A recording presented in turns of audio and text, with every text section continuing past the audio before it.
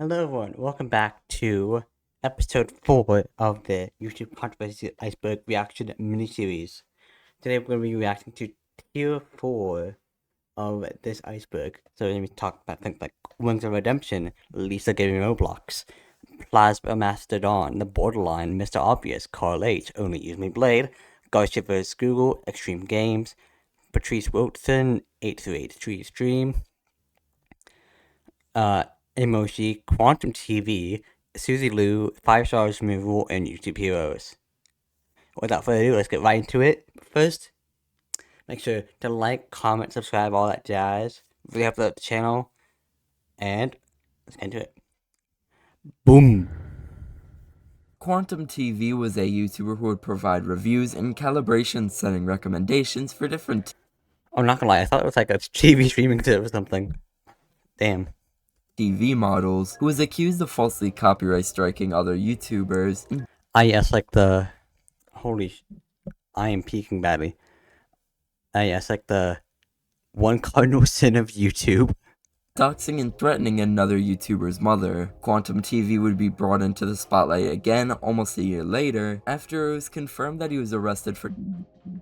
For those who don't know, before there were likes and dislikes on a YouTube video, there was a 5-star rating system, 1 Oh, those days. star being the lowest, and 5 stars being the highest. In 2009, it was replaced by the thumbs up, thumbs down system, and everything above 3 stars was replaced by a thumbs up. A lot of people did not like this change, though I personally think the like and dislike system feels a lot better in the context of current YouTube, when you can see the dislikes at least. Mr. Obvious was a well-known Roblox animator, having been on the platform since 2007, only a year after Roblox was officially released. He even won multiple awards for some of his animations. While his reputation may have been shining at one point, a video that YouTuber Ruben Sim made in 2017 would completely change that. Someone who had been in contact with multiple anonymous victims aged 13 to 15 had contacted Ruben with screenshots of messages. Mine, I don't know. He sent videos like this to 15-year-olds, and he's 22. They exchanged with 22 What the Mr. fuck? Obvious. Ruben Sim was even sent an explicit video of Mr. Obvious where the audio was later published. This news spread like wildfire throughout the Roblox community, and Mr. Obvious is now one of the most notorious names in the community. Oh, Despite damn. this, his YouTube channel is still up. His Roblox account, which is how he met underage fans, was available for 5 years after Ruben's video was posted, and the only account that seemed to have been banned after the video was posted was his... Wait, hold on. Is it banned now? Hold on, I'm gonna... Roblox.com.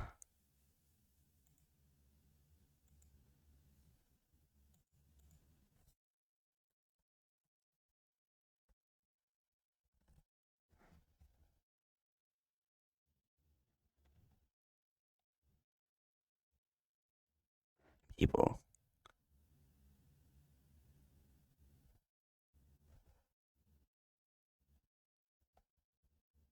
I don't think it's up no more.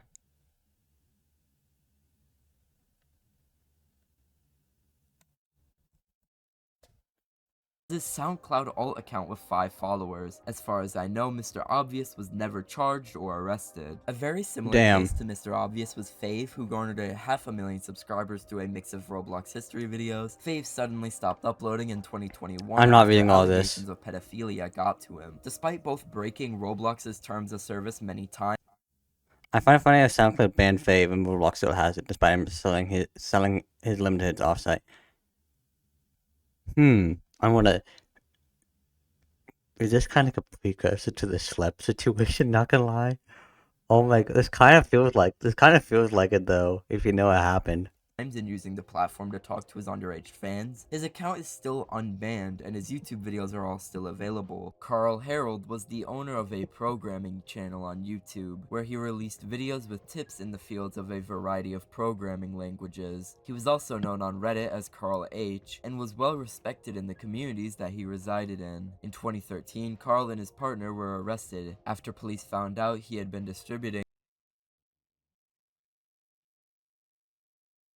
Oh, cool. Of course. Well, I'm not surprised in Alabama. videos of the sexual abuse of his underage son online. His charges included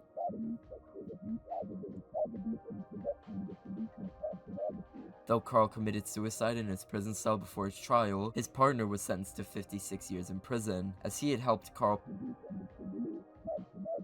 in June of this year. What I Damn. can only describe as a collective of Italian MrBeast clone YouTubers named The Borderline accidentally killed a 5-year-old boy during the shooting of a video. The challenge they were filming for was to spend 50 hours straight in a Lamborghini, and they had crashed into a family's car while filming, killing a 5-year-old boy in the process. The mother Oh, and sister of the damn. boy were also severely injured. Extreme Games is an Australian duo with 7 million subscribers, known on YouTube for those fidget spinner, don't call Among Us, 96% of people can't, 3 AM challenge type videos, and also faking their deaths in 2018. They uploaded a video in 2018 stating that they were both dying from terminal illnesses and needed Oh, this one is funny, I think, not gonna to lie. quit YouTube. One said he was dying from kidney disease, and the other one said he was dying from vertigo. They've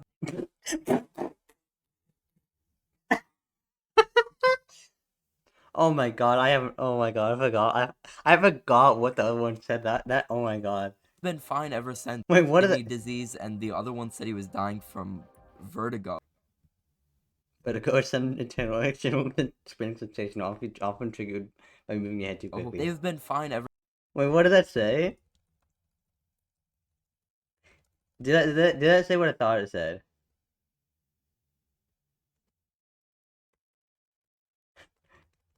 It's just a question. They've been fine ever since and still upload to this day, with their subscriber count nearly doubling since it happened. Wings of Damn. Redemption became a Call of Duty YouTuber and streamer after the 2008 economic crisis caused him to lose his job, quickly becoming one of the fastest growing channels, as he was one of the first COD commentary channels period. Wings of Redemption's reputation would start to be ruined after an infamous 1v1 with the COD YouTuber Syndicate, who was known for being the best zombies player at the time. We'll talk about him later though. After Wings talked a lot of trash towards Syndicate, he would lose and break his controller out of rage on livestream. This was in front of 7,000 viewers. As his subscriber count declined, his streams would become his only way to receive a stable income, where he would have an audience of people making fun of him.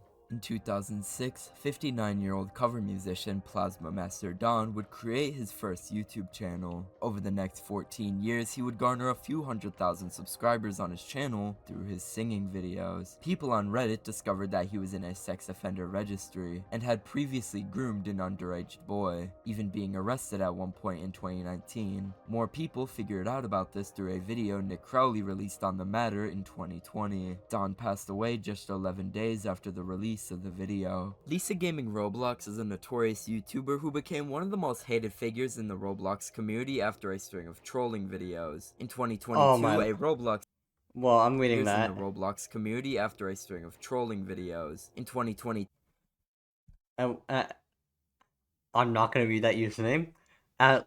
Everyone, open letter to Dio, aka blank bitch. I don't know what you and Kieran's obsession with me is, but it's truly giving unemployed vibes. Leave me alone. Wish your daddy should ask. I don't care about your blank ass. Do me a favor and never mention me again, or Mr. Blank, before I catch a plane to blank and make fun of your ass for getting blank by your cousin when you were 7 and him forcing you to give him a blank deserved. Fuck your mother, blank. Say another word and I'll leak even more information. Okay, this middle part is absolutely diabolical. That is absolutely diabolical. A Roblox YouTuber named Parlo accused Lisa Gaming Roblox and her friends of deplorable acts, including but not limited to Whoa. Accused Lisa Gaming Roblox and her friends He's encouraging her fans to swat Loki after posting his address publicly on a Discord server. of deplorable acts, including Delete his Wi-Fi, guys. Lisa Gaming but not Roblox. limited to Says the one that shared my blank around and didn't get mad at you for it. Deserved for being a bitch ass snake. You didn't change and you never will. I quitted the community because of that. doxing, xenophobia, and racism. And Leave us alone, blank. I wasn't gonna do shit, but now I definitely will be leaking this as well as your smell. Whoa. Suzy Liu was a content creator That was a roller coaster within itself. Oh my god. in quotes, who was under fire in 2019 for uploading hour-long, basically unedited anime reactions. Okay. One thing. What is this video like? style thing, you know? Why is it an oval? Why an oval? Like, why do you make it an oval? Make it a fucking rectangle like the rest of us. with little to no Stop trying to be special and unique.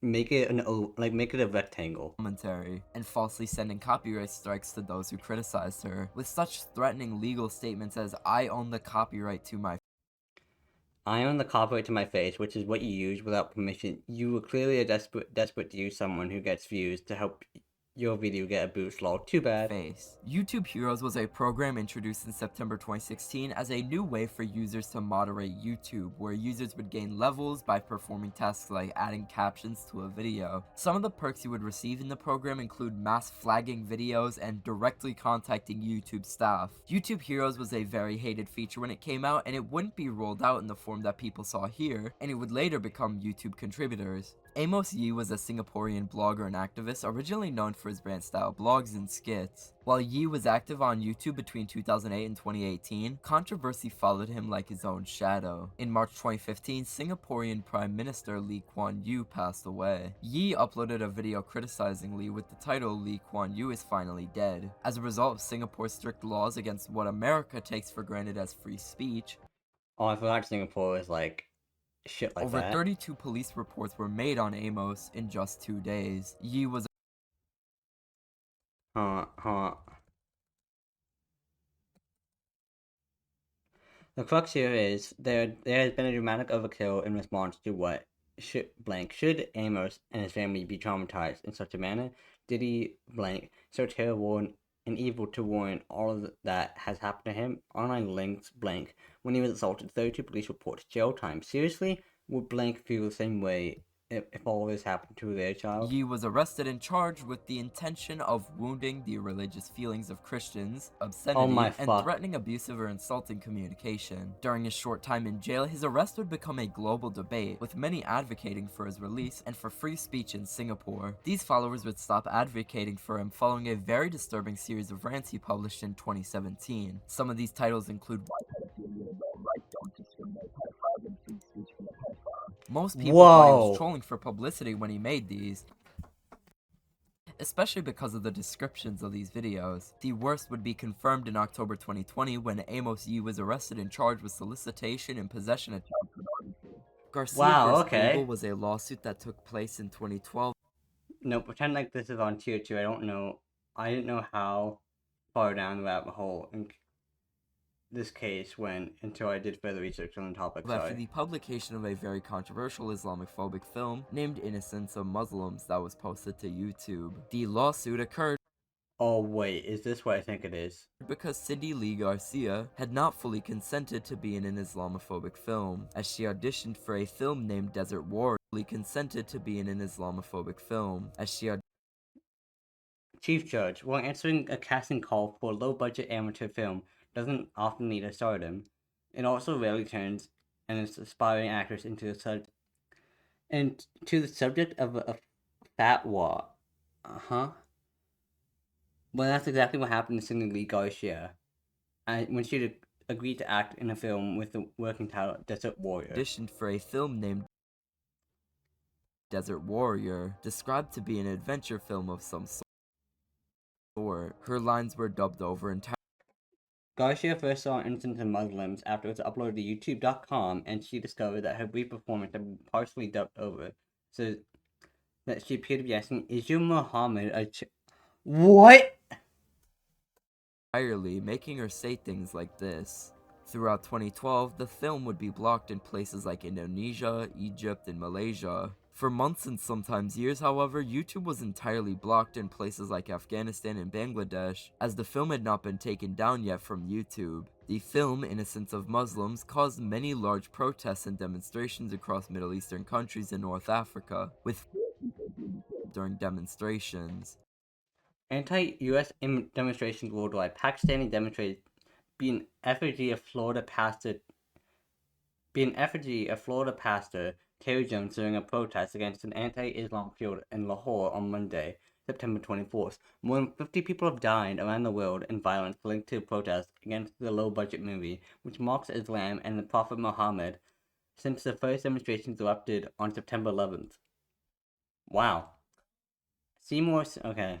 The attackers involved in the even stated they were acting in response to the Innocence of Muslims film. In 2014, the Flynn vs. Google lawsuit took place, as Flynn was another actor in the film. For context, Patrice Wilson is the producer of songs like Friday by Rebecca Black, known for producing songs for aspiring young singers. Ethan from the channel H3H3 Productions had talked about Patrice and his work many times before, leading up to this. In November 2017, during the filming of an H3 podcast episode with Post Malone, Patrice Wilson suddenly started a cryptic livestream counting down to December 1st, with random snippets of footage replacing the countdown at some points. Note that H3H3 is at the end of the title, and when the countdown hit 0, Wilson appeared on screen and started talking about his personal life and how some of the jokes about Wilson being a pedophile made by H3H3 and Leafy had genuinely slandered his name and how he lost many job opportunities and even his home at one point. It was figured out that this was just done to get H3H3's attention. The accusations of pedophilia stem from a music video he produced called